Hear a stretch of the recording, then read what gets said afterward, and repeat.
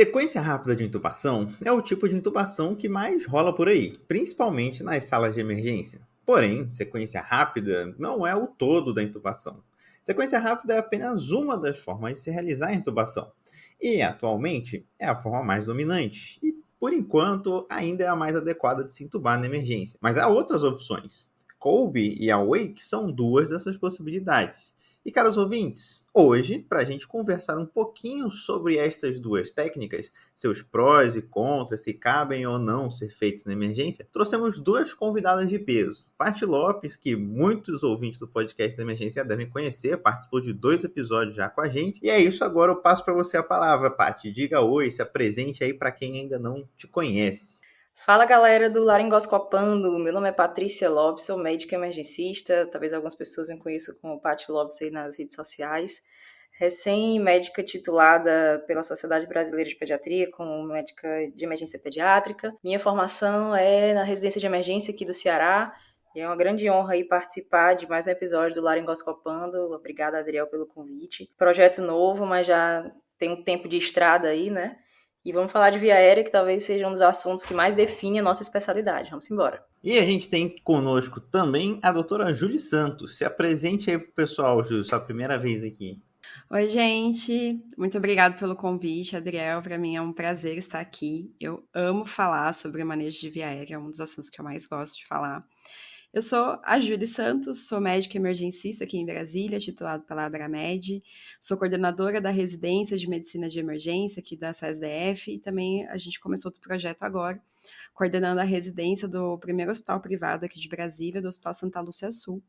Também sou fundadora do projeto FOAMED Emergência Rules e estamos aí para falar sobre esse assunto tão legal. Então, pessoal, lembrando que o podcast do Laringoscopando tem um cupom de desconto com a Selmate. Se você está precisando aí comprar aquela máscara laríngea, um bujo ou até mesmo um vídeo laringo, usando o cupom de desconto LaringoCast no site da Selmate ou nas compras por telefone ou WhatsApp, você consegue 10% de desconto nos produtos. Não esqueça, essa é a sua oportunidade. E então, minhas caras, vamos nessa. Quando a gente fala de intubação em sequência rápida, nós estamos falando de uma intubação feita com medicamento indutor seguido de um bloqueador neuromuscular de forma sequencial e rápida, em que a gente atinge a indução e a paralisia em questão de segundos, e aí parte para a laringoscopia e a colocação do tubo. Pois bem, a Kolbe e a Awake diferem já em essência aí. Júlio, você pode me explicar para a gente o que é a Awake Intubation ou a intubação acordado? Bom, gente, a intubação com o paciente acordado, a Awake Intubation, é uma modalidade onde você vai usar a topicalização da via aérea para facilitar a laringoscopia. Então, você vai praticamente anestesiar, praticamente é isso, né? Vai anestesiar a via aérea do paciente. E geralmente a gente usa a lidocaína, que tá super disponível e tem um excelente perfil para essa situação. Quando a gente faz a topicalização da via aérea para facilitar a laringoscopia, não necessariamente a gente usa sedação, você pode usar uma sedação leve. E essas são as principais diferenças da sequência rápida de intubação. A gente não vai bloquear o paciente, não vai fazer uma sedação profunda. Então, olha só, reforçando aqui, né? A gente já tem uma ideia que na Awake Intubation eu intubo meu paciente acordado. Depois é que eu vou sedá-lo. Talvez nem bloquear o precise, que já é uma grande diferença, né, da sequência rápida de intubação, onde meu tubo só entra depois da indução e do bloqueio. Entendido isso, Paty, e a Kolbe, como que é? Então, botar o inglês para jogo aqui, né? Kolbe, né? K-O-B-I, significa Ketamine Only Breath Intubation. Como é que funciona isso? Diferente da sequência rápida de intubação, que você vai usar um indutor e, na sequência, um bloqueador para gerar ali a sua indução com paralisia e realizar a intubação, você vai utilizar somente o indutor, que o indutor, nesse caso, vai ser utilizado, como o nome já diz, a ketamina. A ketamina a gente vai usar com o efeito de gerar dissociação no nosso paciente. Lembrando que a ketamina é um espectro, a gente tem tanto dose analgésica, com dose ali mais baixa, até seu 0,3, 0,4 mg por quilo. A gente tem uma dose ali subdissociativa, chegando ali perto de quase 0,9 mg por quilo.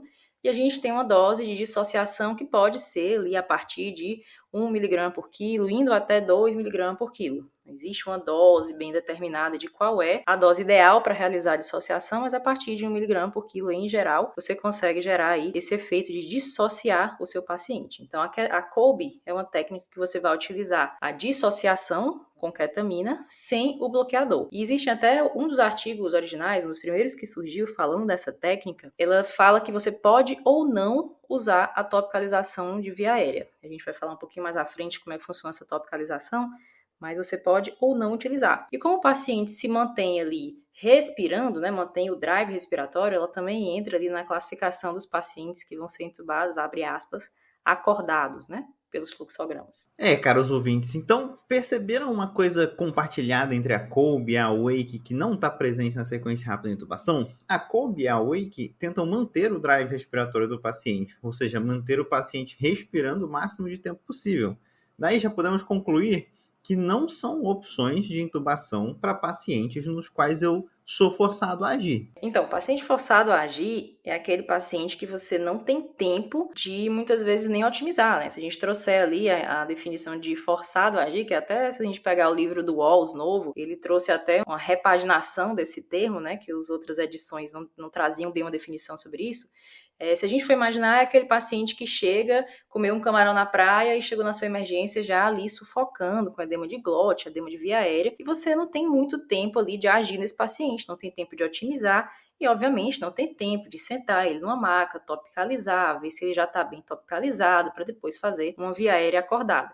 Nesses pacientes de forçado a agir, você não tem tempo. Então, você vai precisar fazer uma sequência rápida de intubação, você vai fazer a indução dele com indutor e bloqueador, vai gerar uma situação mais ideal possível para conseguir intubar esse paciente de primeira. E depois que você não conseguiu intubar esse paciente de primeira, ele já entra numa via aérea falha. Então, esse paciente do forçado a agir, a gente não consegue fazer uma via aérea acordada porque eu preciso de um certo tempo para ir. Lembrando que a sequência rápida de intubação é o nosso arroz com feijão, a gente vai falar também isso mais à frente, mas hoje o que é mais preconizado, é o que tem maior taxa de sucesso. Tá? Apesar da Kolbe e da Awake ter as suas indicações específicas, a taxa de sucesso da sequência rápida de intubação ainda é a maior taxa que a gente tem e é o que a gente usa para intubar aí 99% dos nossos pacientes. Perfeito. Acho que o que eu acrescentaria é que é diferente, a gente tem que pensar que é diferente um paciente muito grave de um paciente que está ativamente deteriorando. Porque é justamente isso que a Paty falou, a gente precisa de um tempo para preparar esse paciente, né? Até para fazer a própria sequência rápida de intubação, você precisa de tempo para preparar, né? Não vai estar tudo ali prontamente disponível. Mas esse tempo é maior ainda quando a gente está preparando o paciente para fazer a awake.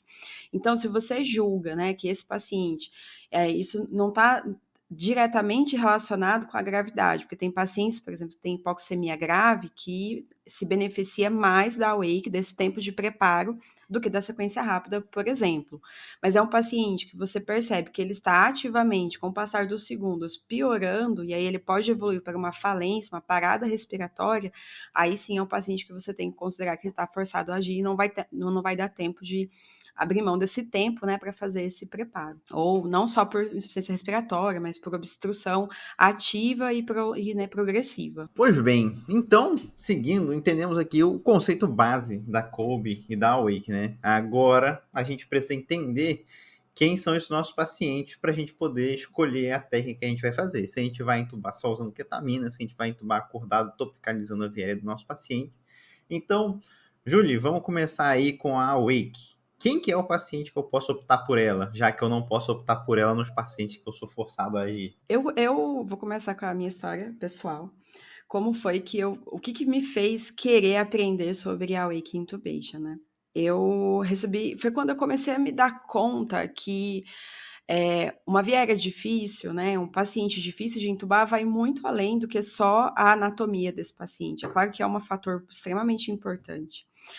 Mas, quando eu comecei a pegar pacientes fisiologicamente desafiadores, esses pacientes foram que eu comecei a pensar, poxa, essa sequência rápida poderia ter sido, esse manejo dessa intubação poderia ter sido mais seguro do que dessa sequência rápida, porque intuitivamente eu sabia que aquele paciente estava muito grave para ser bloqueado. Foi, inclusive, um paciente com obstrução, né, um paciente com o abdômen agudo obstrutivo em franca acidose respiratória grave. Então, aquele paciente, quando eu olhei para ele, eu sentia que eu não queria fazer sequência rápida, né, para intubar. E aí, precisava fazer a tomografia, e aí eu não tinha como deitar esse paciente 0 grau para fazer a tomografia sem proteger a via aérea. E naquele paciente eu falei, cara, eu queria ter uma habilidade para fazer algo diferente aqui. Acabei fazendo sequência rápida, o paciente começou a vomitar, tive dificuldade de fazer a primeira, segunda laringoscopia pela quantidade de secreção, também não sabia a sala de na época. E aí o paciente parou e eu consegui entubar ele durante a parada, ele voltou, mas eu sempre penso nisso, né? Se eu tivesse feito topicalização e feito intubação acordado, sem ter deitado esse paciente, sem ter bloqueado, provavelmente não é 100% certeza, né? Mas provavelmente eu poderia ter evitado aí essa parada cardíaca. Então, é isso. Nesses pacientes, o que eu quero dizer com tudo isso é que não necessariamente vai ser só para a paciente que eu estou prevendo uma anatomia difícil. Que a intubação acordada, ela não é uma coisa nova, não foi inventada agora. Na verdade, ela é usada há muito tempo por anestesistas e a principal indicação é a anatomia, quando eu estou prevendo que meu paciente tem uma anatomia difícil. E hoje a gente está também usando isso, o que está ficando mais comum, que ela está vindo para a emergência com essa forma de olhar para o paciente como uma alternativa para o paciente com a via aérea fisiologicamente difícil. Então, resumindo, né, quais são as principais indicações? E a outra coisa que eu tenho que pensar, além de tudo isso, é que para o paciente que eu estou prevendo que é difícil de laringoscopar, que, né, no paciente que a ventilação, o resgate é difícil ou improvável. Então, se eu imagino que eu não vou conseguir resgatar meu paciente, então não é de bom tom eu fazer sequência rápida nesse paciente. Eu tenho que considerar fazer uma técnica onde eu vou manter esse paciente respirando. Aí, resumindo, então, seria quais pacientes, né? Então, são pacientes com via aérea anatomicamente difíceis, que eu estou prevendo uma dificuldade de laringoscopar, pacientes que eu estou prevendo uma dificuldade ou impossibilidade de ventilar, de resgatar, onde a BVM vai ser difícil ou quase impossível, ou a máscara laríngea, por obstrução por abscesso, enfim. E pacientes com via aérea fisiologicamente difícil, principalmente hipoxemia severa, e pacientes com acidose metabólica, pacientes que estão com aumento importante da frequência respiratória e acidose importante. Nesses pacientes, inclusive na parte da hipoxemia, é uma das indicações do WALS, né, no novo capítulo de via aérea fisiologicamente difícil, uma das coisas que eles pedem para você para considerar é que se você tem um paciente com uma relação PF menor do que 100 e for possível, você considerar indicar a intubação acordada para esse paciente. Então, seriam essas para a intubação acordada. E aí eu queria perguntar, dito tudo isso, Paty, como é que a gente vê isso na COUB? Qual que é a indicação? Quem que é o paciente que se beneficia da COUB? Muda muito do paciente da Wake? Tem alguma diferença? Como que é? Então, se a gente pegar até foi muito boa a fala da Júlia, mas só complementando, o paciente que a gente vai fazer um awake, inicialmente tem duas técnicas, né, duas maneiras. Se você tiver um paciente colaborativo, que vai ali te auxiliar, que vai compreender todo o procedimento, que vai conseguir tolerar uma laringoscopia depois de uma anestesia tópica, de analgesia tópica ali com os topicalizadores, você consegue fazer todo o procedimento com esse paciente acordado lá e fazendo sua laringoscopia, seja com laringoscópio direto, vídeo, fibro, mas tem pacientes que não são toleráveis à laringoscopia, então tem pacientes mais combativos, tem pacientes que estão tão hipoxêmicos que eles já estão desorientados lá, quebrando tudo, derrubando 3 enfermeiros com o braço direito, 2 com o esquerdo. Então, realmente, tem paciente que você não consegue chegar e sentar, amiguinho, a gente vai precisar de entubar, eu preciso que você fique aqui tranquilo, que a gente vai fazer uma medicação na sua via aérea e você vai conseguir tolerar a laringoscopia. Tem paciente que não vai compreender isso.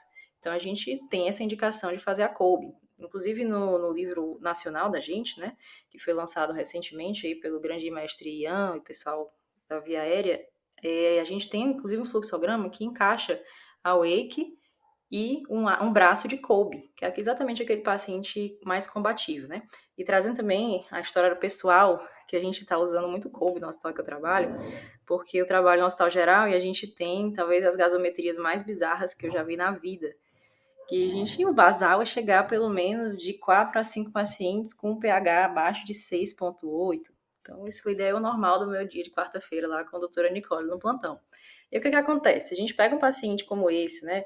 Paciente com um pH de 6,8, que já está ali, já bem acidótico, e eu decidi que eu vou entubar esse paciente e talvez por algum motivo eu não consiga fazer ali um bicarbonato para evitar ali o risco de periparada.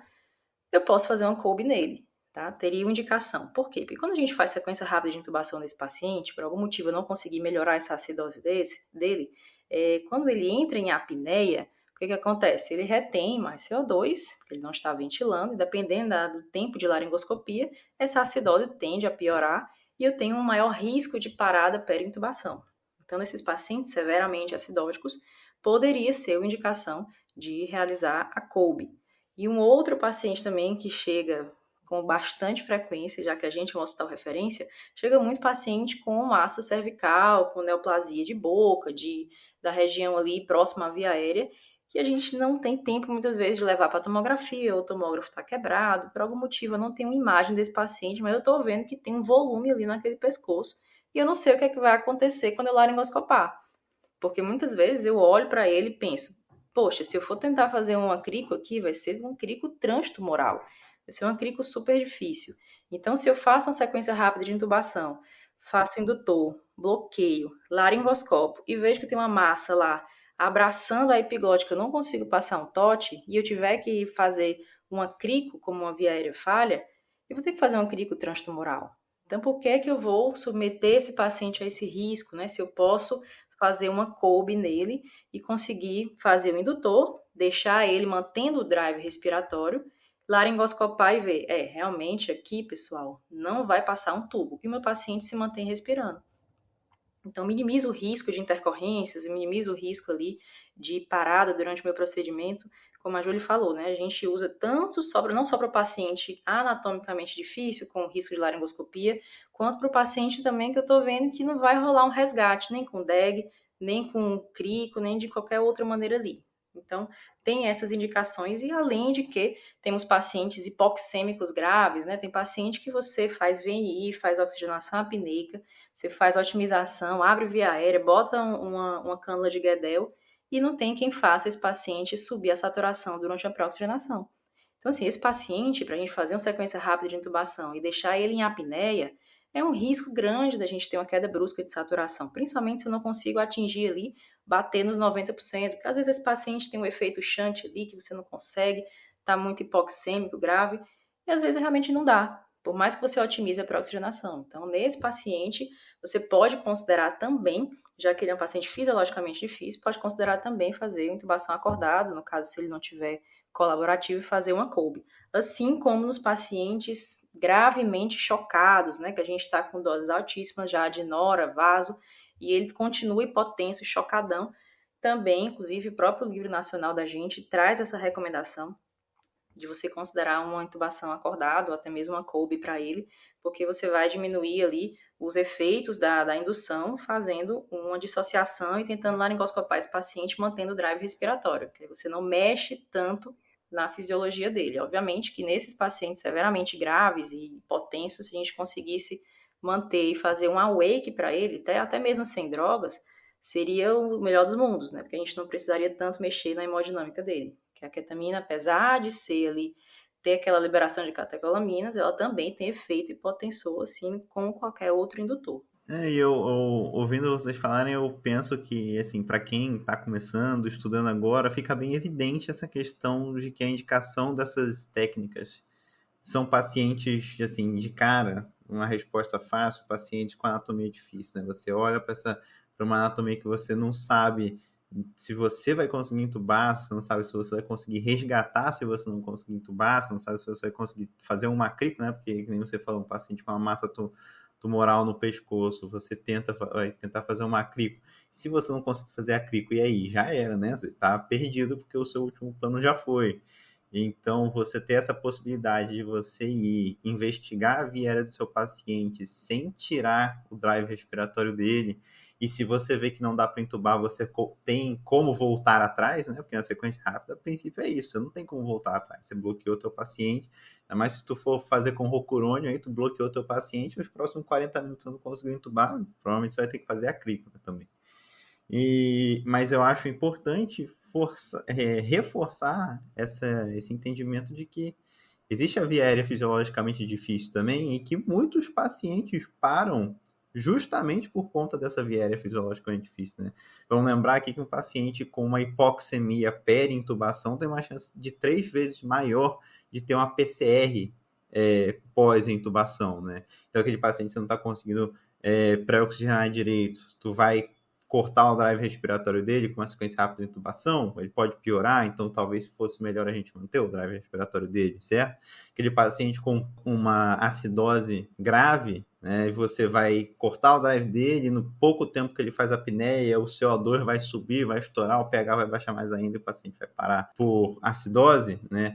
Não à toa esses pacientes, inclusive, né, como o próprio fato da Júlia falou, e isso aí a gente vê muito acontecendo no pronto-socorro, o paciente para na tentativa da intubação e depois que você consegue intubar durante a parada, que você volta a oxigenar esse paciente, ele volta, né? Então, muito provavelmente o que causou a parada do teu paciente não é porque ele estava grave também, é porque ele estava grave, mas foi justamente aquele procedimento que a gente submeteu o paciente. Então, para além da gente entender que são pacientes com anatomias difíceis, tanto tanto extra, assim, né, a boca, o pescoço, como intra, né, não sei como vai ser para ver a via aérea, mas também essas fisiologias difíceis.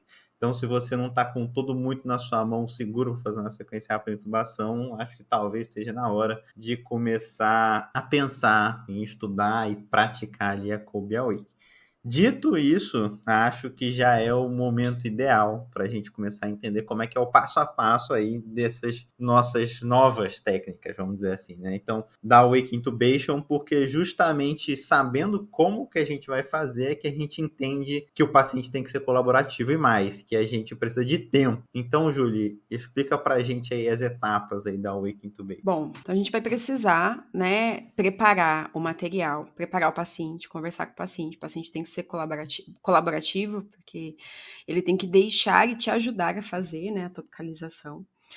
E antes de tudo, a gente precisa pensar em formas de minimizar as dificuldades que eu vou encontrar aí para poder topicalizar esse paciente. A primeira parte é a produção de secreção. Eu não sei se vocês têm, eu não tenho disponível, não é minha experiência, né? O que é recomendado é usar o glicopirrolato, eu não tenho acesso. Então, a gente usa o Buscopan, que tem esse efeito anticolinérgico, assim, não é aquela coisa, oh, meu Deus, vai secar extremamente o paciente, mas é uma coisa que a gente usa.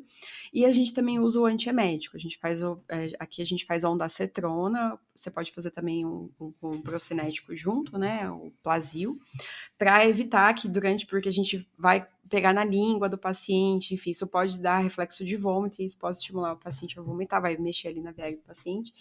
Então, a gente faz isso previamente, geralmente 20 minutos, né? Eu imagino que se eu vou começar a topicalizar uns 20 minutos pelo menos antes, 15 a 20 minutos antes. E aí, enquanto isso, eu estou preparando o meu material. Eu deixo preparado meu material de sequência rápida de intubação, meu material de crico, de resgate, porque se tudo der errado, eu preciso ter um plano de resgate aí para esse paciente. Então, pode ser que, enfim, já aconteceu algumas vezes, o paciente pode ficar agitado durante o momento, então, realmente, né, o paciente... Enfim, por algum motivo a gente tem que parar e aí mudar de técnica. Então, que já não dá para eu estar no meio de uma topicalização, o paciente começar a ficar muito, muito, muito agitado e eu falar, não tem como continuar, e aí vamos bloquear e aí não tem o material aqui, não tá aqui BVM, enfim, tinha que estar, né? Mas não tá máscara laríngea, resgate, crico. Ainda mais se eu imaginar que é um paciente que eu estou prevendo uma dificuldade de resgate. Então, tem que estar tudo ali. E também, o que eu faço é calcular a dose máxima, né, da lidocaína. E aí eu vou distribuir essa dose máxima na quantidade, nas apresentações que eu vou usar. Geralmente a gente usa pomada ou gel, né? E a lidocaína líquida, né? Então aí você, já faço isso antes, pra gente tentar não ultrapassar sempre, claro, a dose máxima. Aí eu calculo para o peso do paciente, aspiro, já deixo ali a quantidade visual máxima que eu posso usar naquele paciente. E aí, depois que eu preparei tudo isso, aí eu vou passar os planos, eu passo os planos para a equipe. Gente, a gente vai... Eu gosto muito de passar os planos sempre, a equipe, ela já tá, assim, muito acostumada, a nossa equipe, mas principalmente que é uma oportunidade de educar a equipe sobre esse procedimento. Educar, assim, no sentido da gente se explicar mesmo, né? Porque como é um procedimento novo, às vezes pode gerar ali um incômodo, desconforto. E é muito comum, né, a equipe fala assim, poxa, mas faz a sequência rápida, é tão mais rápido, faz a medicação, o paciente dorme e é muito melhor para o paciente, porque visualmente a equipe fica preocupada do paciente estar em sofrimento.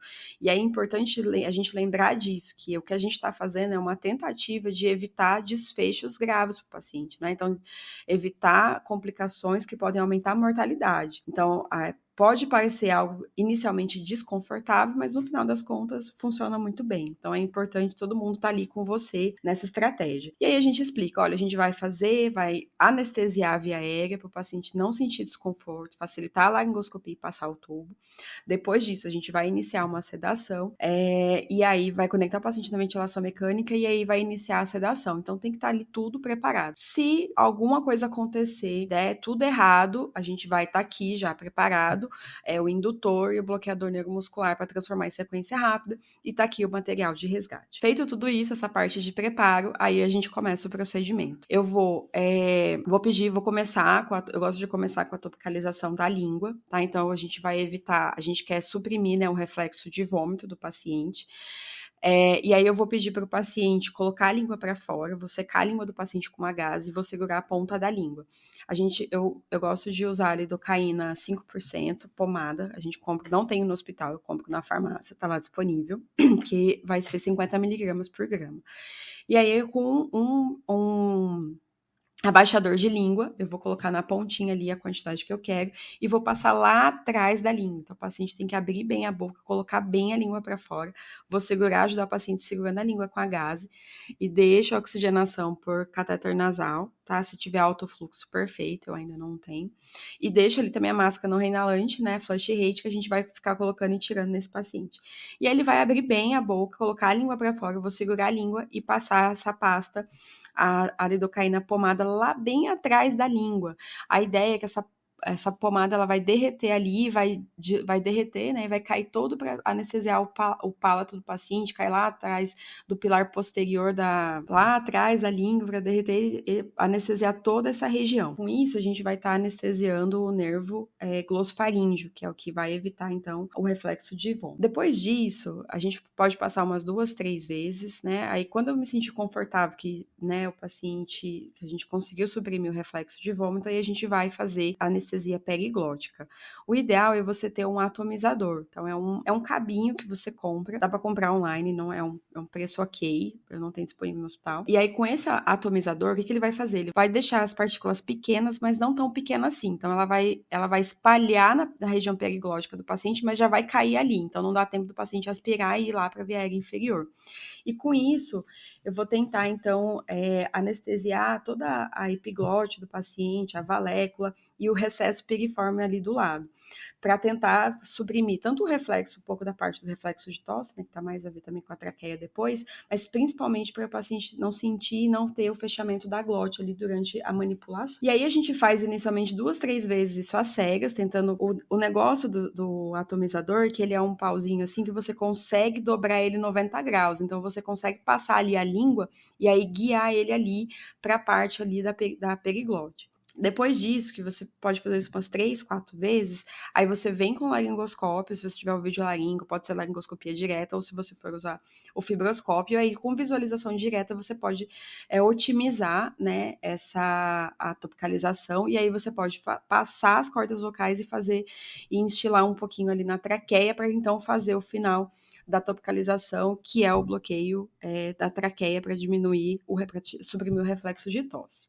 Então, tudo isso é para deixar a manipulação da via aérea fácil, né, para facilitar isso, o paciente não ficar desconfortável e aí você conseguir fazer a intubação sem precisar fazer anestesia. Dá para fazer bloqueio traqueal, né, pela pele, mas eu acho isso mais complexo, porque você tem que injetar, enfim, se você estudar a técnica, você consegue fazer. E aí o nosso grande desafio, eu acho, no Brasil, é conseguir a apresentação, principalmente da forma líquida da lidocaína. Os livros, eles pedem que o ideal fosse lidocaína 4%. No meu hospital, a gente tem lidocaína 2% e a gente tem lidocaína spray a 10%, ou seja, né, 8 a 80 basicamente. E aí, o que eu tento fazer? O problema da lidocaína spray, você pode usar 10%. O problema dela é que ela está muito concentrada, então você vai ter aí, no máximo, 3 a 4 ml para usar no paciente. Então, enfim, às vezes você não vai conseguir fazer essa otimização de forma rápida com a quantidade tão pequena. Você vê com uma margem, né, pequena de quantidade de líquido. 2% é muito pouco, então você pode não conseguir uma boa anestesia, que está muito diluído e você precisa de uma quantidade muito maior. O ideal é que a gente mandasse manipular, é possível, os hospitais fazem isso, se você pedir. a 4%. Às vezes a gente tenta fazer uma diluição ali com essas duas apresentações na prática. Tem funcionado, tem dado certo. Daí depois que você topicalizou, o início de ação é 2 a 5 minutos. A anestesia ótima vai estar ali a partir do 5º minuto. E aí ela dura de 15 a 90 minutos, mas 15 minutos seria assim a forma ideal. Tô segura que esse paciente está topicalizado. E aí você tem então esse espaço aí de 5 a 15 minutos para poder passar o tubo, laringoscopar, com laringoscopia direta, com vídeo laringo hiperangulado seria o ideal, porque com hiperangulado a gente faz menos força na via aérea do paciente, né? Então ele tolera melhor e você consegue uma boa visualização. Ou fibroscópio, e aí você vai e passa o buge ou tubo com fio guia, enfim, a forma como você preferir. Passou, conectou no capnógrafo, certificou que tá tudo certinho, com visualização direta também, né, claro. E aí conecta o paciente na VM, parâmetros baixos, vai subindo aos poucos, sempre conversando com o paciente, e aí liga a sedação desse paciente para o ótimo que você quer de sedação. Muitas pessoas me perguntam assim, né? Ah, mas se vai sedar, qual que é o problema, né? Por que não ceda? Qual que é a diferença, né? Então, uma coisa é você fazer um bolos de sedação nesse paciente, né? E aí você vai fazer como se você fizesse um ataque intenso na hemodinâmica desse paciente. E outra coisa é você começar uma sedação leve, bem diluída e aumentando aos pouquinhos conforme o paciente tolera. Então, essa transição, porque você vai fazer a transição hemodinâmica com a pressão positiva, isso você não consegue zerar. Mas essa transição, ela é atenuada. Então, você não faz uma transição. Então, você tem um paciente com hemodinâmica capenga e você faz uma transição, assim, abrupta e rápida dessa hemodinâmica. Não, você vai fazer uma coisa mais lenta, né? Então, isso, teoricamente, facilitaria aí essa adaptação e, com isso, a gente vai tentar diminuir as complicações. Julie, vamos lá que a gente vai conversar um pouquinho mais sobre isso ainda pra gente tentar... até para quem está ouvindo pela primeira vez, nunca teve contato, e entender um pouquinho melhor e ajudar a fixar. Primeiro que o glicopirrolato realmente a gente não tem no Brasil. A gente tem umas cápsulas de brometo de glicopirrone, alguma coisa assim, que é tratamento para DPOC e custa R$236 o negócio, inalatório. Então a gente realmente não tem no Brasil. Você está contando tudo isso, né? É um procedimento que a gente vai topicalizar ali a via aérea do nosso paciente, então ele está acordado ali o tempo todo durante esse procedimento. É um procedimento muito ansiogênico, né? Como é que você lida com isso? Sua experiência e os pacientes ficam muito ansiosos? Como é que acontece? Eu vou te falar que a maior parte das vezes o paciente ele colabora, assim, eu tive poucas vezes, assim, eu não consegui, e geralmente o paciente que eu tenho mais habilidade, né, que é o que na verdade é o nosso maior N, é paciente hipoxêmico grave, então o paciente, assim, com PF abaixo de 100, esses pacientes que eles estão muito graves, eles... Não sei dizer se é bem uma intuição, o que é, mas eles estão cansados, e aí você fala, olha, a gente vai fazer uma medicação, a gente vai fazer a intubação, vai passar um tubo, e aí vai fazer uma medicação para você dormir. Enfim, quando a gente explica que a gente vai fazer um procedimento para tirar aquele sofrimento do paciente, né? Então, que esse procedimento é algo que tem ali um desconforto transitório, mas depois você vai descansar, enfim, para poder respirar melhor, os pacientes, eles concordam. E aí eles entendem, né, que é um procedimento para o bem deles e eles acabam colaborando, assim, eu raramente tive dificuldade para começar o procedimento. Eu tive uma vez que o paciente realmente ficou muito agitado durante o procedimento, e aí a gente precisou converter. E tive um paciente que eu tentei fazer ketamina antes, mas aí o paciente acabou dissociando, também não deu certo, e aí precisei converter para sequência rápida. Mas a maior parte das vezes eu faço sem nenhuma medicação. É descrito que você pode fazer uma sedação leve, você pode fazer midazolam e fentanil, doses baixíssimas, lentas, só realmente como ansiólise, seria 0,2 miligramas a 0,3 miligramas por quilo paciente de midazolam e 25 a 50 miligramas de fentanil. Outra opção também seria você fazer a ketamina. Você poderia fazer a ketamina só dose de analgesia, né, 0,2 a 0,3, ou você poderia fazer uma dose aí para dissociar o paciente, mas com cuidado, para você não ter que fazer uma dose muito alta, porque o paciente ele tem que abrir a boca, tem que pôr a língua para fora. Então, se ele ficar acordado, mas ele não conseguir fazer isso, colocar a língua para fora, tudo, você não vai conseguir fazer essa topicalização. O Will também tomar um cuidado só, né, com a ketamina, porque ela pode induzir vômito. Então, se for fazer um dos efeitos colaterais importantes, então lembrar de fazer antes fazer o antiemético. E aí, só pra gente complementar aqui pro pessoal saber, qual que é a dose máxima da lidocaína? É discutível, mas geralmente de 4 a 5 miligramas por quilo. Pode chegar até 8, mas assim, não evite. Então, de 4 a 5 miligramas por quilo. E aí, tomar cuidado nos pacientes muito graves, com hemodinâmica limítrofe, paciente com insuficiência hepática e paciente idoso, né, com insuficiência cardíaca. Então, tomar cuidado nesses pacientes. Eu já vi literatura falando até 9 miligramas por quilo, mas eu imagino que pode ser até um procedimento muito usado para anestesista em centro cirúrgico, né? Por naqueles pacientes letivos que estão saudáveis, aí já é outra história. Mais seguro a gente se manter com doses um pouquinho mais baixas. Então, só para finalizar essa parte, são pacientes ali, eu vou fazer um passo a passo de uma topicalização ali da via aérea do meu paciente, né? Eu vou usar basicamente 2, 3 tipos de lidocaína diferentes, né? E a maioria delas não tá ali no hospital de pronto acesso, então é uma coisa que eu tenho que me preparar um pouco, né? Eu vou usar lidocaína pomada, que é 5%, né? Que eu consigo comprar na farmácia, inclusive ela tem sabor, dá para você comprar pomada de lidocaína com sabor. E aí eu tenho a que eu vou usar no meu atomizador, que inclusive vende na Selmart também com o nosso cupom de desconto. E eu vou poder usar também essa do atomizador, quantos por cento que eu vou usar? A lidocaína? Idealmente é a 4%. A 4%.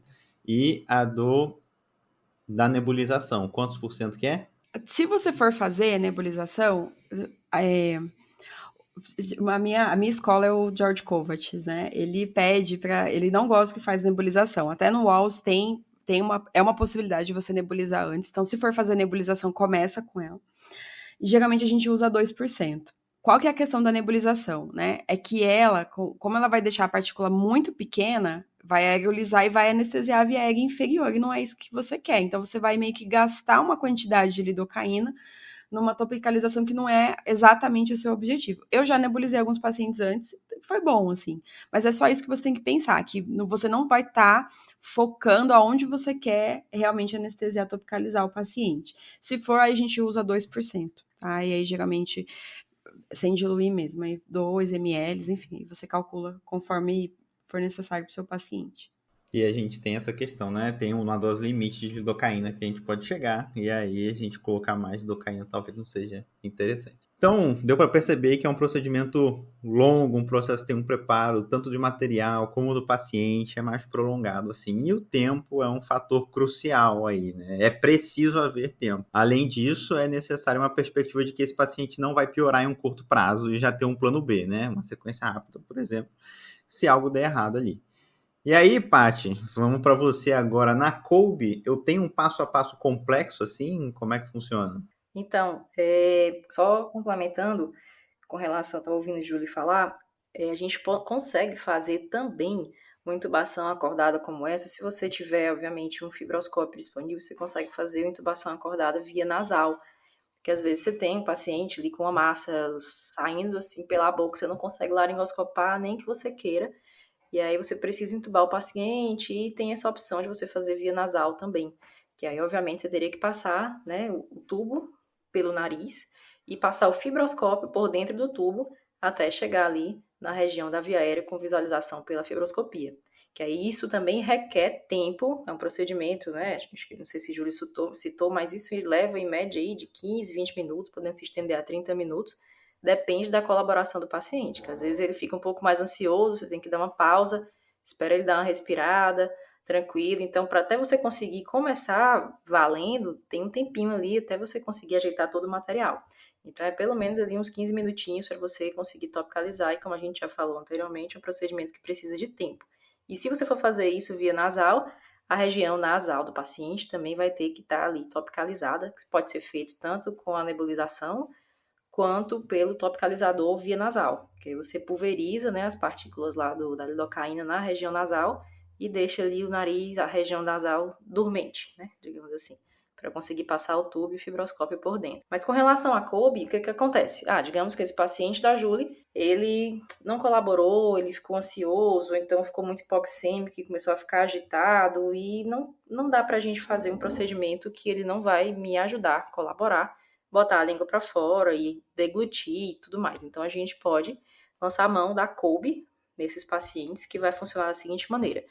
Eu vou fazer, obviamente, que todo o preparo do meu material, como se eu fosse fazer uma sequência rápida de intubação, vou deixar material de crico pronto, vou deixar tubos de tamanhos diferentes, vou deixar laringo pronto, vou deixar o bloqueador neuromuscular pronto, vamos já conversar sobre isso, e eu vou fazer a minha dose dissociativa da ketamina. Ketamina, em geral, é uma ampola, né, na maioria das apresentações, geralmente é a de 10 ml, com 50 mg por ml, e aí você vai fazer ali, de acordo com o peso do seu paciente, você vai fazer de 1 a 2 mg por quilo.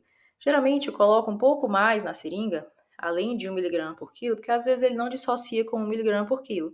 Então, um paciente, sei lá, de 70 quilos, você pode puxar 3 ml da ampola de ketamina, diluir para 12 de soro na seringa, e aí você vai ficar ali com 15 ml ao todo, na sua solução na seringa, e deixa aí cada ml tendo 10 miligramas. E aí você vai fazendo a ketamina devagar, tá? Se você faz um bolus rápido de ketamina, pode ser que ele mantenha o drive, pode ser que ele não mantenha. Todas as vezes que a minha equipe, que não era a minha equipe padrão, fez um bolus rápido de ketamina, meu paciente não segurou muito bem o drive. Então, ketamina para manter drive respiratório é uma infusão lenta. A gente está no procedimento que eu tenho um pouco mais de tempo. Então, é uma infusão lenta. E essa infusão lenta, inclusive, você pode fazer tateando para ver qual é o efeito que vai gerando ali no seu paciente, né? Você vai fazendo devagarinho, fez 1 mg por quilo. Você vai checar se realmente esse paciente está dissociado. E eu já vi até algumas discussões sobre como identificar se meu paciente está realmente dissociado, né? Isso aí é um pouco até de discussão na literatura, não sei se vocês já viram algumas discussões sobre isso. Mas assim, meu paciente está dissociado, eu vou testar, não sei, se ele tem um reflexo ali, um córneo palpebral, se ele está se movimentando, se ele está respondendo, se ele está falando, porque às vezes você atingir uma dose só subdissociativa. E aí teu paciente vai ter algum tipo de reatividade àquela laringoscopia.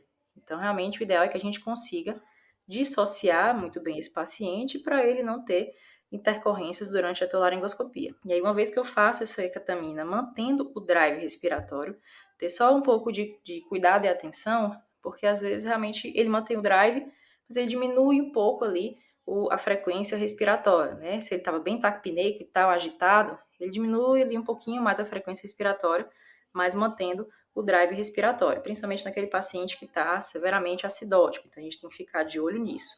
Por isso que o teu material tem que estar 100% preparado ali do teu lado, tá? E como os próprios artigos primários sobre Kolbe falam, você pode fazer com ou sem topicalização. Qual é a vantagem da topicalização? Obviamente que o teu paciente tem que tolerar, né? Você vai ter que colocar um atomizador dentro da boca dele para poder fazer ali uma pulverização da lidocaína na região posterior da via aérea. Então, ele tem que abrir a boca, não pode ser um paciente que está loucão na tua emergência, que vai arrancar um pedaço da tua mão ou morder o topicalizador e cuspir para fora. Então, tem que ter o mínimo de cooperação ali para você conseguir inserir o topicalizador dentro da boca dele. Sendo que, assim, por experiência própria, muitas vezes a gente consegue moldar o topicalizador, né, porque ele é um ferrinho moldável, mas às vezes você não consegue acertar ali muito bem o local onde você vai topicalizar, que às vezes é um paciente que, pela própria definição do Kolbe, né, ele está mais combativo e não dá para você fazer 100% away. Então, você vai fazer realmente às cegas, essa topicalização. Pode usar a pasta de lidocaína também, que às vezes é até mais fácil. Você pode passar a pasta numa espátula, aquele abaixadorzinho de língua, botar na região ali posterior da língua, e ele vai estar deitado, ela escorrega até a valécula, e vai dando aquela adormecida na região da valécula também. E como a Adriana disse, tem sabor laranja, morango, né? Você pode escolher. O de laranja é muito bom, a gente já provou. É uma delícia, a pasta de lidocaína de laranja fica dormentinha assim na boca e dá tudo certo. E aí o que é que a gente precisa também deixar ali no ponto do seu lado é um aspirador, tá? Você pode usar um secativo antes, mas a ketamina ela pode aumentar um pouco a secretividade na boca do paciente, então isso pode atrapalhar ali minimamente a tua visualização, mas se você tiver feito um secativo ou você deixando ali um aspirador rígido do teu lado montado para dar uma aspirada caso precise, também pode facilitar na hora da tua laringoscopia. E aí beleza, eu topicalizei meu paciente, consegui minimamente topicalizar, dissociei, chequei se realmente ele dissociou, né? Obviamente que esse paciente vai estar pré-oxigenado antes, a gente vai dar uma pré-oxigenada nele, aí você pode fazer um mix ali de Kolbe com atrasada, mas sem bloqueador, que você vai ter que pré-oxigenar esse paciente, obviamente. E aí, quando você vai fazer a laringoscopia, a recomendação realmente é que seja feita com um laringoscópio por vídeo, porque você mobiliza menos as estruturas com a videolaringoscopia quando comparado com a laringoscopia direta. A laringoscopia direta, realmente, você vai ter que empurrar a língua de lado, encaixar a lâmina na epiglote, fazer uma movimentação maior de laringoscopia para conseguir visualizar as cordas vocais. No videolaringoscópio, você não precisa fazer grandes mobilizações das estruturas dentro da boca, e isso é menos reativo para um paciente que está acordado ou até mesmo dissociado, tá? E aí, nesse momento, quando você vai laringoscopando, você também tem a opção de entrar com o atomizador de mucosas e vai fazendo a atomização da região periglótica enquanto você vai laringoscopando. Entrei com o laringoscópio na boca, visualizei ali um pedacinho da língua, entro com o meu atomizador com a mão direita, dou uma xiringada ali perto da língua, na região posterior da via aérea, escorrego mais um pouco meu videolaringoscópio, visualizei a pontinha da epiglote, atomizo mais uma vez ali periepiglote e vou fazendo realmente uma movimentação mais lenta, porque o meu paciente está respirando, eu tenho um certo tempo e o procedimento corre de uma maneira mais tranquila. Inclusive, essa topicalização, recomendo realmente ser feita, melhora inclusive o acoplamento pós-tubo, para depois que o paciente está entubado, como ele está com a via aérea ali dormente, né, topicalizada, ele melhora o acoplamento pós-tubo, o paciente sente menos que tem um tubo dentro da goela ali, enganchado dentro da boca, ele fica menos reativo quando começa a acordar do efeito da ketamina. Então é uma opção que a gente tem, a não ser que você vá sedar e deixar ele realmente no RAS-5 pós. Então a gente tem essa opção de fazer ou não a topicalização, tá? Você pode fazer sem a topicalização, às vezes você não tem realmente o material disponível no hospital, tem que ser comprado à parte. Outra coisa que tem como vantagem ali de fazer a via aérea acordado com a Kolbe beleza, eu tô com um paciente que é uma massa cervical e eu vou precisar entubar ele aqui para fazer uma imagem, ele tá meio agitado, hipoxêmico e tal, mas ele vai fazer um procedimento e vai operar e depois vai precisar acordar, não vai precisar ficar muito tempo entubado, ou por qualquer outro motivo que você não queira deixar o teu paciente com um RAS-5 chumbadão lá, numa sede analgesia. Você fez a Kolbe, né? Você fez a dissociação, você laringoscopou, passou o tubo no paciente e você pode ali, ele vai estar dissociado, não vai estar bloqueado, vai estar respirando. Você pode deixar, por exemplo, um Precedex, algum grau mínimo ali de fentanil, alguma outra coisa analgésica para você fazer, deixar o paciente mantendo o drive respiratório, pode deixar ele em PSV, que aí você mantém ele fazendo ali a própria respiração dele acoplado no ventilador, se você for estubar esse paciente em um tempo mais curto, para não deixar ele afundado lá na sedação e demorar mais tempo na ventilação mecânica. É uma opção também que a gente tem, a depender da sua indicação, né? Mas só voltando um pouquinho em relação à laringoscopia, um detalhe que a gente tem que entender em relação tanto à Kolbe quanto à Wake, que ela é diferente da sequência rápida de intubação. Na sequência rápida de intubação, meu paciente está induzido, ele está bloqueado e está tudo parado. A corda vocal está parada, via aérea, abertura glótica está parada, está tudo estátua. Na intubação, tanto a Wake quanto a Kolbe, né, o paciente está acordado e ele está respirando. Então, a corda vocal está abrindo, fechando, abrindo, fechando. E assim como a corda vocal abre e fecha, a abertura glótica do paciente, a região da glote, também movimenta, né, para cima e para baixo, quando o paciente faz movimento respiratório. Então, quando a gente diz que a efetividade da Kolbe, da Wake, ela é um pouco menor do que a sequência rápida de intubação, não é um procedimento fácil de ser feito, é porque ela tem essas dificuldades, tanto de topicalização, quanto de dissociação, quanto da própria laringoscopia, quanto da passagem do tubo. Eu nunca intubei na vida, eu vou laringoscopar e vou conseguir passar um tubo entre as cordas vocais com elas se movimentando, a abertura glótica movimentando. Então, realmente tem que ter um preparo, tem que ter tido um treinamento, não é uma coisa simples assim de ser feita. E aí você tem que ter cuidado, obviamente, para não forçar o tubo entre as cordas vocais fechadas e acabar lesionando a via aérea do paciente. Aí, quando você termina o procedimento, o paciente está todo inchado com um efizema subcutâneo, você não sabe o que foi que houve, né? Porque você forçou e lesionou a via aérea dele. Então, todos esses cuidados têm que ser feitos. E lembrar também que, obviamente, tem os seus efeitos colaterais, né? tantos efeitos colaterais da ketamina, que, enfim, aí são mínimos, né, não atrapalharia o procedimento em si, a não ser essa questão da hipersecretividade, né, e da mínima movimentação da hemodinâmica, mas a gente pode ter também uma condição chamada de laringoespasmo, que é uma complicação que pode acontecer muitas vezes quando você não topicaliza bem a via aérea desse paciente. Então, o laringoespasmo já aconteceu comigo, é realmente uma situação em que a corda vocal, ela trava, ela fecha. A abertura para onde você vai passar o tubo, ela fecha. E você fica naquela situação, você tá ali, de cara pro gol, laringoscopou, e de repente tá tudo fechado, a porta fechou e você não consegue passar o tubo. E aí é um problema, porque aí se você forçar, você lesiona as cordas vocais do paciente, você faz lesão até de traqueia, e você tá naquela situação, o paciente pode ser que tenha uma instabilidade, queda da saturação, não tá mais conseguindo passar ar por aquele espaço. E aí você tem que estar com o bloqueador neuromuscular já no ponto diluído e preparado, porque ele é a resposta para esse momento. O paciente fez laringoespasmo, faz o bloqueador, que aí o paciente relaxa e você já está ali com o tubo na porta do gol. Você passa o tubo e o paciente está entubado. Tá? Então, o bloqueador tem que estar preparado.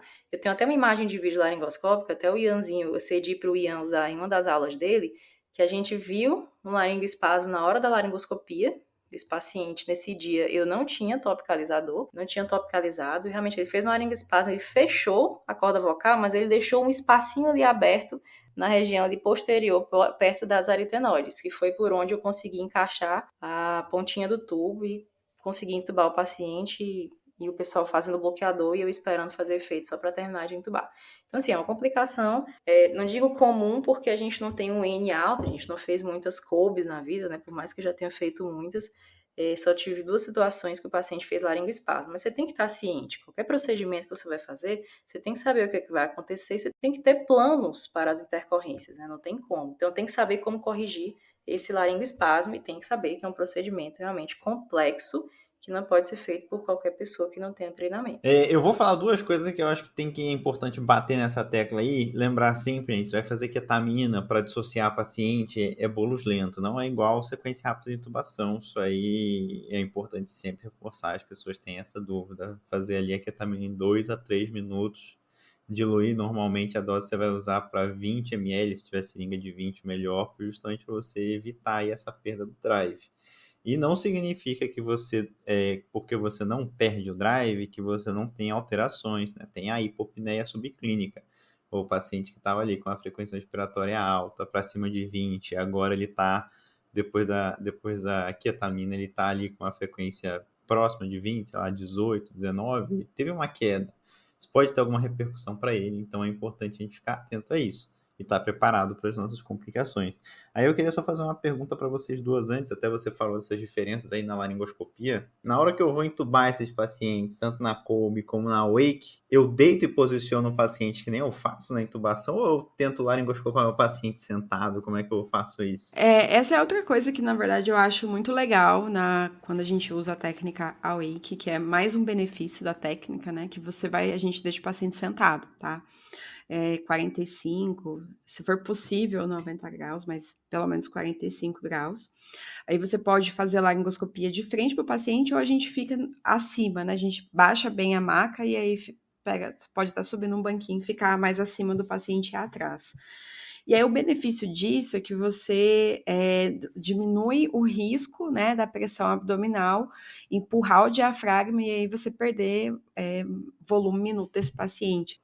É como se fosse uma inspiração, né? No que você faz, se o paciente fosse obeso, você muda o paciente sentado para deitado, o peso do abdômen dele como se expirasse, e aí perde aquele oxigênio que você colocou para dentro. Da Kolbe da mesma forma, né? Se você, até na própria Wake, né? Você tem que ver o quanto que o paciente tolera ficar com cabeceira um pouco mais inclinada, ali a 30, 45 graus. Mas a vantagem, principalmente do Awake, principalmente se você tiver um fibroscópio, que seria o melhor dos mundos, aí é que você consegue fazer realmente a indicação, inclusive você fazer com o paciente sentado, às vezes você pode fazer de frente para ele, né? A fibroscopia e consegue manter o paciente numa posição mais confortável, porque de toda forma ele está acordado e a sensação dele de estar com aquela via aérea ali adormecida, né? Você sente que não está engolindo, é uma sensação meio de uma agonia, porque você engole, mas não sente que a saliva está passando realmente para dentro de onde deveria entrar. E aí a sensação do paciente, do desconforto, ele estar deitado, é muito pior nesse momento, né? Então, quando você consegue deixar ele mais sentado, é o ideal, ele fica mais colaborativo. Na Kolbe, como ele vai estar dissociado, realmente vai entrar mais a parte da hemodinâmica, né? De você conseguir garantir uma melhor oxigenação quando o paciente está com a cabeceira mais inclinada do que quando ele está um pouco menos inclinado e melhorar aí a tua hemodinâmica durante o procedimento de intubação. Mas acredito que quanto mais o paciente estiver sentado, quanto ele mais estiver acordado, melhor para ele. E a equipe se adapta, bota um banquinho, né? Faz uma inclinação ali da maca e dá tudo certo. Uma coisa que eu percebi é que quando a gente usava laringoscopia direta, era melhor tentar você fazer de frente com o paciente, né? Você ficar de frente. Isso facilitava a visualização com a laringoscopia direta. Com o vídeo laringo, a gente fica, geralmente, dá para fazer, mas geralmente a gente fica atrás, né? Um pouco acima, baixa bem a maca, fica o paciente sentado um pouco acima e atrás. E aí o fibroscópio realmente, como a Paty falou, é melhor ainda, porque daí o paciente pode ficar 90 graus e você fica de frente com o paciente. Muito bom. Então, pessoal, revisando o que a gente viu até aqui, a Wake Intubation é uma opção naquele paciente que você tem que intubar, mas que você não é forçado a agir. Ou seja, um paciente que tem uma certa patência de via aérea, que você tem tempo, mas além disso é um paciente que está colaborativo.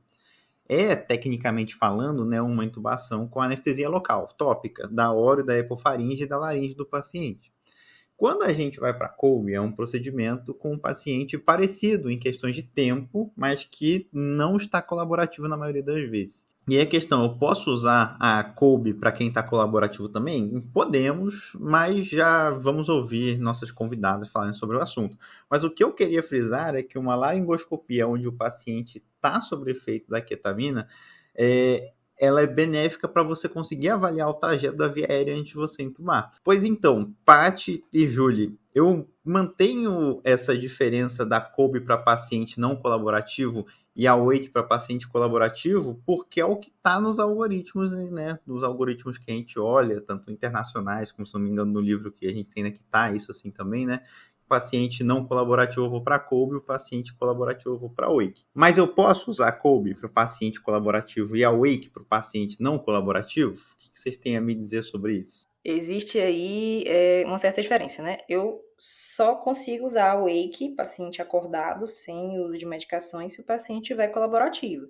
Eu não consigo usar no paciente combativo, mas eu consigo usar a Kolbe no paciente combativo, que é a indicação, né? O paciente que não vai me ajudar ali durante o procedimento, e eu posso usar no paciente colaborativo também, sendo que, obviamente, né? Eu vou estar realizando uma medicação, e toda medicação tem os seus efeitos, para-efeitos, né? Tem os seus riscos, e vou estar impondo um risco maior a esse meu paciente.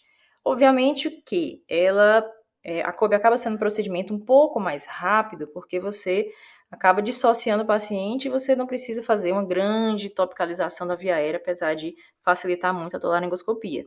Mas, obviamente, você vai ter que contar com os efeitos para-efeitos da ketamina e vai ter o risco, obviamente, de tudo que a gente já conversou aqui em cima desse paciente. Mas tem gente realmente que não tem prática, nunca fiz, com o paciente 100% acordado, e eu vou fazer uma ketamina aqui para dissociar esse meu doente, para fazer aqui uma Kolbe, mesmo que ele esteja colaborativo, porque eu não domino a técnica. Então, o primeiro ponto é esse. Se você não domina a técnica de fazer com o paciente 100% acordado, você não vai conseguir fazer a técnica e vai dar errado, o paciente vai ter alguma intercorrência e vai acabar piorando o teu procedimento. Mas eu acredito que seja mais ou menos esse o raciocínio. Antes da gente finalizar, eu queria trazer uma pergunta aqui que não estava inicialmente no roteiro, né? A Julie sugeriu. Então eu queria perguntar para vocês o seguinte: a Kolbe e a Wake, elas não são técnicas assim muito disseminadas por aí ainda, né? Muita gente que está nos PS da vida, né? Nas UPAs, não domina nem a sequência rápida de intubação, né? Faz ali um midazolam com fentanil ainda. Tem gente que às vezes nem faz sequência rápida de intubação, porque nem bloqueia, tem medo de bloquear, não manja de fazer uma pré-oxigenação da melhor forma possível, de fazer uma otimização, de calcular choque index do paciente, por aí vai. Nesse contexto, colocar uma coisa nova como é a Kolbe e a Wake pode ser um pouco complexo. Então, sabendo que vocês têm contato com residentes e alunos, como é que vocês ensinam Kolbe e a Wake quando vocês veem que tá na hora de introduzir isso aqui na prática dessa pessoa que está em formação?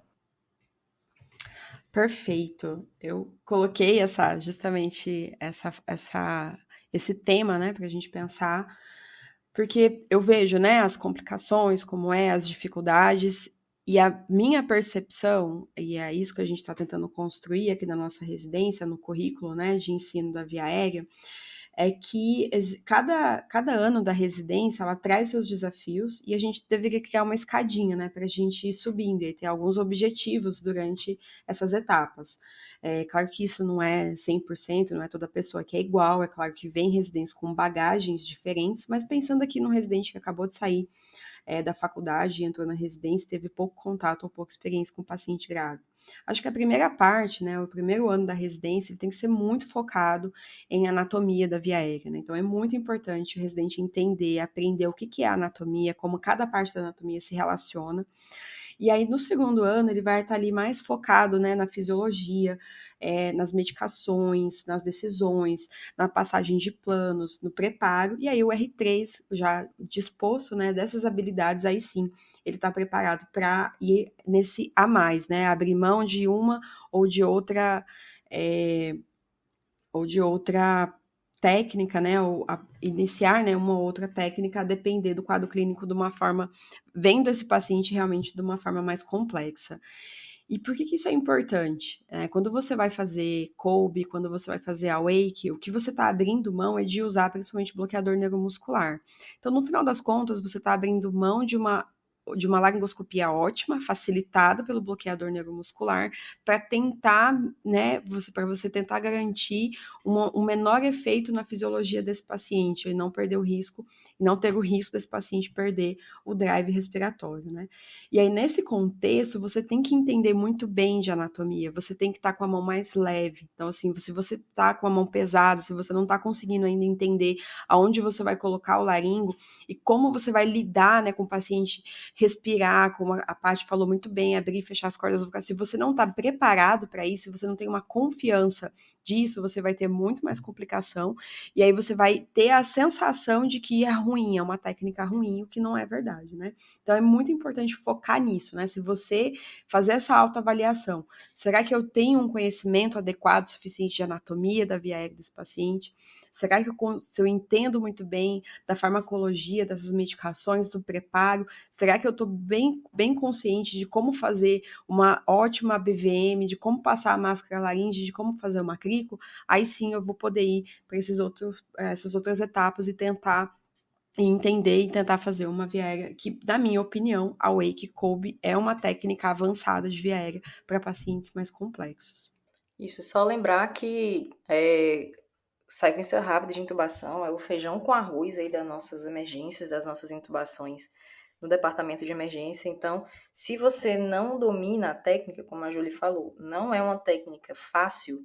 A gente treina os nossos residentes durante o programa de residência, mas ainda assim eles não dominam essa técnica, até mesmo no último ano. Às vezes até a gente tem um pouco de dificuldade. Então, se você não domina a técnica, a regra 1 é você fazer uma técnica que você domina para dar certo. E a sequência rápida de intubação, na 99% das vezes, é a técnica que vai dar certo.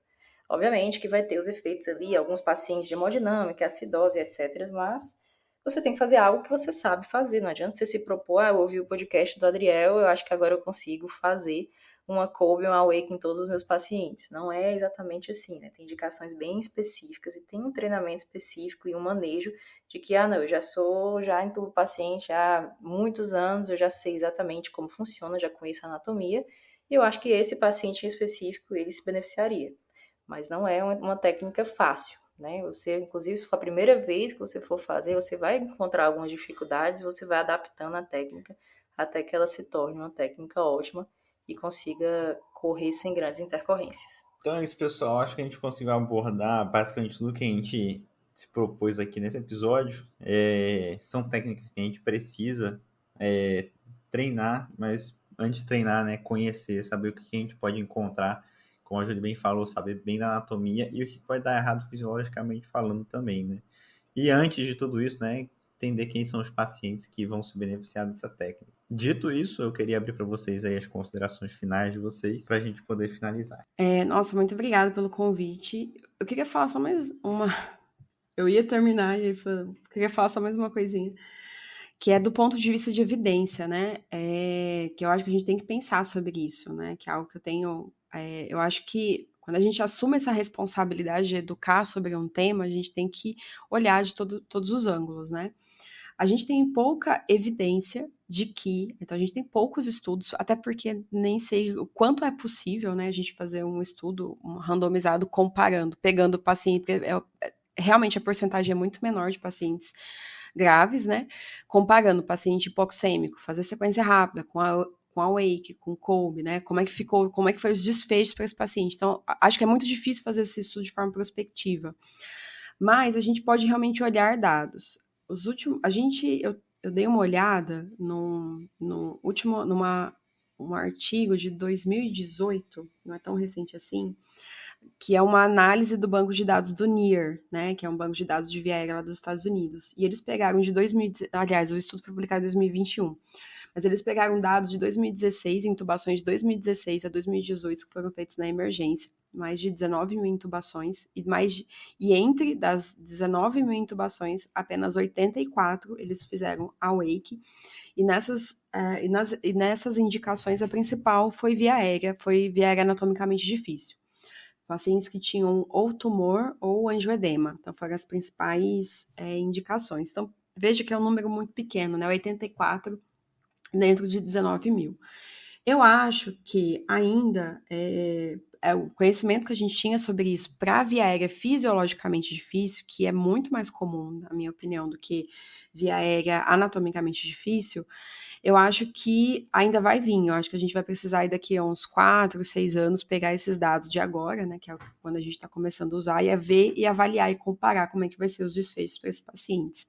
Então, o que a gente tem é a opinião de especialista falando que parece que, do ponto de vista principalmente fisiológico, né, a gente já sabe que para anatômico difícil realmente já é uma indicação clara, mas do ponto de vista fisiológico parece que fazer a awake ou a awake principalmente, né, que é que eu mais defendo, é mais seguro para o paciente, mas a gente está aguardando aí mais dados para o futuro, para depois, enfim, avaliar se realmente diminuiu complicações e desfechos ruins para esses pacientes. É isso, gente. Estudem, estejam sempre atualizados. Muito obrigada pelo convite e estou à disposição. Pronto, só complementando, a Júlia falou aí do banco de dados do NIA. Eu acho que, além disso, a gente gera dados nacionais dessas intubações de Awake e Kolbe, porque a gente tem algumas adaptações, né, em relação ao próprio material que a gente tem disponível, né? A gente não tem disponível a lidocaína que os americanos têm, por exemplo. A nossa lidocaína ela é mais diluída, ela não é tão concentrada. A gente não tem tanta disponibilidade de topicalizador, então às vezes a gente precisa fazer uma Kolbe sem uma topicalização adequada. Será que a taxa de laringoespasmo é maior nesses casos, né? Qual é a nossa taxa de sucesso utilizando a nossa ketamina? Qual é a nossa taxa de sucesso nos nossos pacientes, né? Quais são as gravidades que envolvem ali uma indicação? Qual é o N de intubações que a gente faz sobre isso, né? Quem são as pessoas que estão realizando essas intubações? São emergencistas com X anos de experiência? São residentes do terceiro ano? São médicos sem especialização? Tem dado certo? Os pacientes têm intercorrido? Então, a gente ainda não tem dados suficientes para isso, nem as pessoas que já fazem isso há muito tempo têm dados suficientes ainda para fazer essas intubações. Então, a gente tem que ter cuidado com as indicações, cuidado com a realização da técnica e sempre, sempre, sempre ter medo, né, de tudo que a gente for fazer, não achar que eu já sei intubar e vai dar tudo certo e tá tranquilo aqui. A gente sempre tem que ter aquele medo, porque o medo ele nos traz uma responsabilidade maior em cima do nosso procedimento e em cima do nosso paciente. Então, essas falas, né, de perca o medo de intubar o paciente, a gente sempre tem que ter aquele medo daquela laringoscopia ser algo que você nunca viu na vida e você tem que estar com os planos bem traçados. Porque o medo, ele te deixa receoso de fazer a laringoscopia só com um laringo, um tubo e um sonho. Né? Você precisa ter os seus planos bem preparados. E a Awake e Kolbe, elas principalmente, né, porque são condições ali de um manejo diferente, elas precisam ter planos de resgate, porque pode ser que dê tudo certo, pode ser que dê tudo errado, a gente só vai saber durante o manejo, né? Então, acho que era isso que a gente tinha para falar. Adrielzinha, obrigado pelo convite. Espero que ajude muita gente a sanar as dúvidas, né? Muita gente tem dúvida do que se acha que é a mesma coisa, ou então nunca ouviu falar.